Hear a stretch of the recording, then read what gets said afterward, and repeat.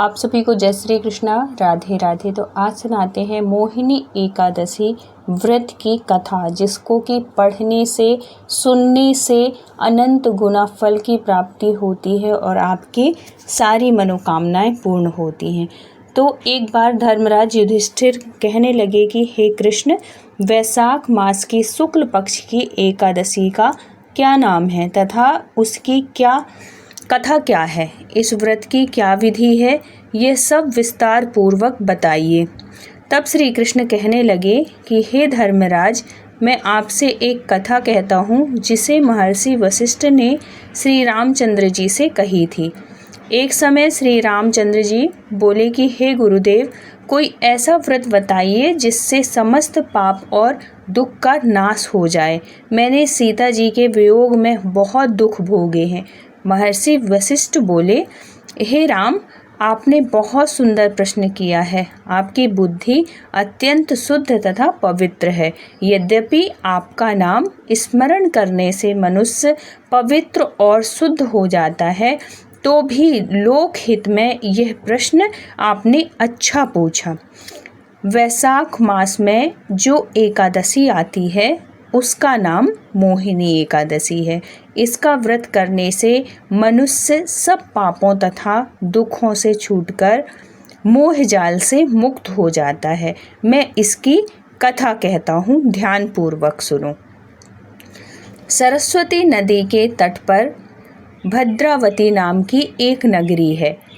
धृतिमान नामक चंद्रवंशी राजा राज करते थे। वहाँ धन धान्य से संपन्न व पुण्यवान धनपाल नामक वैश्य भी रहता था। वह अत्यंत धर्मालु और विष्णु भक्त था। उसने नगर में अनेक भोजनालय, प्याऊ, कुएं, सरोवर, धर्मशाला आदि बनवाए थे। सड़कों पर आम, जामुन, नीम आदि के अनेक वृक्ष भी लगवाए थे।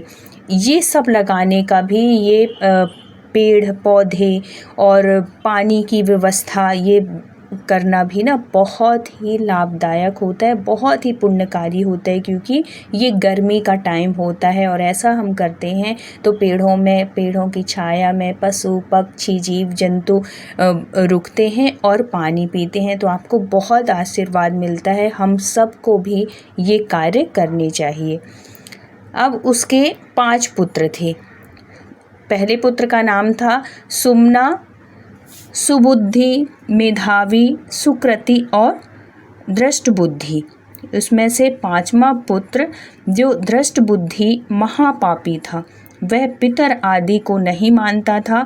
वह वैश्य दुराचारी मनुष्यों की संगति में रहकर जुआ खेलता, पर स्त्री के साथ भोग विलास करता तथा मद्य मांस का सेवन करता था।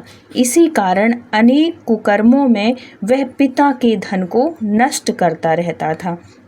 इन्हीं कारणों से त्रस्त होकर पिता ने उसे घर से निकल जाने के लिए कह दिया।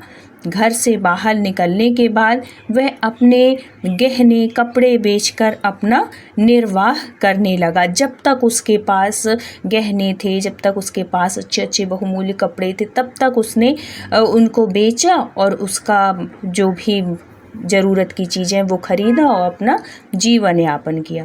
जब सब कुछ नष्ट हो गया तो वैश्य और दुराचारी साथियों ने उसका साथ छोड़ दिया, क्योंकि हमारे साथी सिर्फ पैसा के लिए दुनिया है, बाकी कोई नहीं है। इससे हमें ये भी सीख मिलती है। अब वह भूख प्यास से अति दुखी रहने लगा। जो इतने दोस्त होते थे उसके, जो इतने मतलब पूरे टाइम आगे पीछे लोग रहते थे, क्योंकि वो इतना खर्च करता था, इतने धन दौलत लुटाता था, तब उसके हजारों साथी थे। लेकिन आज जब उसके पास मुसीबत आई, उसका साथ, उसके पैसा नहीं है तो उसका साथ देने के लिए कोई नहीं है। अब वो भूख प्यास से अति दुखी रहने लगा। कोई सहारा ना देख चोरी करना सीख गया। एक बार वह पकड़ा गया तो वैश्य का पुत्र जानकर चेतावनी देकर छोड़ दिया गया कि ये बहुत बड़े सेठ का बेटा है, चलो एक बार छोड़ दें। मगर दूसरी बार फिर पकड़ में आ गया। राजाज्ञा से इस बार उसे कारागार में डाल दिया गया। कारागार में उसे अत्यंत दुख दिए गए। बाद में राजा ने उसे नगरी से निकल जाने के लिए कहा। वह नगर से निकल वन में चला गया। वहाँ वन्य पशु पक्षियों को मारकर खाने लगा। कुछ समय पश्चात वह बहेलिया बन गया और धनुष बाण लेकर पशु पक्षियों को मार मार कर खाने लगा। एक दिन भूख प्यास से व्यथित होकर वह खाने की तलाश में घूमता हुआ कौंडिन्य ऋषि के आश्रम में पहुंच गया। उस समय वैशाख मास था और ऋषि गंगा स्नान कर आ रहे थे। उनके भीगे वस्त्रों के छींटे उस पर पड़ने से उसे कुछ सुबुद्धि प्राप्त हुई, सद्बुद्धि आई उसके अंदर। वह कौंडिन्य मुनि के साथ हाथ जोड़कर कहने लगा कि हे मुनि, मैंने जीवन में बहुत पाप किए हैं। देखो, अच्छे इंसान का इतना सा भी अगर सानिध्य मिल जाए ना, तो हमारे जीवन में रोशनी की एक किरण खिलती, हमारे पाप कैसे नष्ट होते हैं। तो उनके शरीर का एक इतना सा पानी का बूंद पड़ा था, छींटा पड़ा था, जिससे उसकी बुद्धि में फर्क पड़ा। वह कौंडिन्य मुनि के से हाथ जोड़कर कहने लगा कि हे मुनि, मैंने जीवन में बहुत पाप किए हैं। आप इन पापों से छूटने का कोई साधारण बिना धन का उपाय बताइए। उसके दीन वचन सुनकर मुनि ने प्रसन्न होकर कहा कि तुम वैशाख शुक्ल की मोहिनी नामक एकादशी का व्रत करो, इससे समस्त पाप नष्ट हो जाएंगे। मुनि के वचन सुनकर वह अत्यंत प्रसन्न हुआ और उनके द्वारा बताई गई विधि के अनुसार व्रत किया। हे राम, इस व्रत के प्रभाव से उसके सब पाप नष्ट हो गए और अंत में वह गरुड़ पर बैठकर विष्णु लोक को गया। इस व्रत से मोह आदि सब नष्ट हो जाते हैं। संसार में इस व्रत से श्रेष्ठ कोई व्रत नहीं है।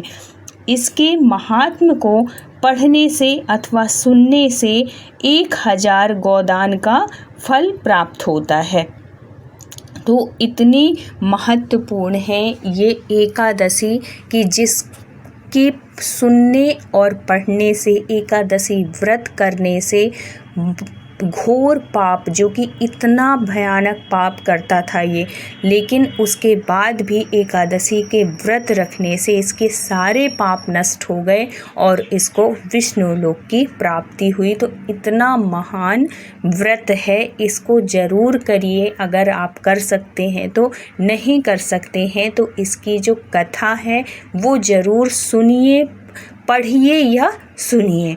इससे बहुत फल की प्राप्त होगी, आपकी सारी मनोकामनाएं पूर्ण होंगी। तो अगर कहानी कथा अच्छी लगी हो तो प्लीज़ चैनल को सब्सक्राइब करिएगा, वीडियो को लाइक करिएगा। फिर मिलते हैं किसी धार्मिक कहानी के साथ।